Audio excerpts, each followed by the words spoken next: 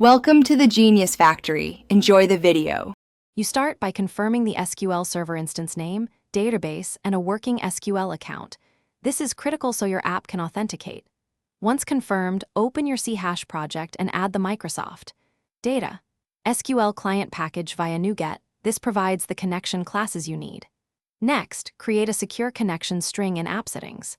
JSON or user secrets include server, database, user ID, and encrypted password, because correct configuration prevents downstream connection failures. You now implement the connection and command logic. Build a SQL connection object from your stored connection string and wrap it in a using block so resources are released.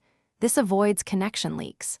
Then create a SQL command, add parameters instead of concatenating values, and set command type if using stored procedures.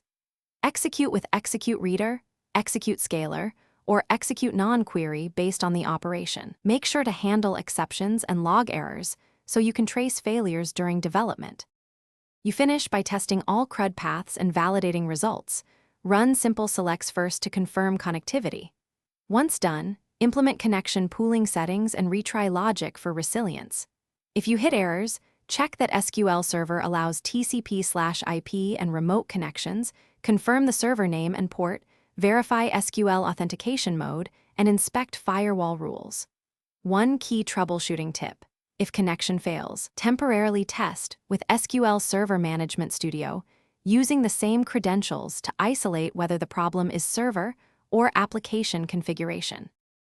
Thanks for watching. If you found this helpful, don't forget to like and subscribe.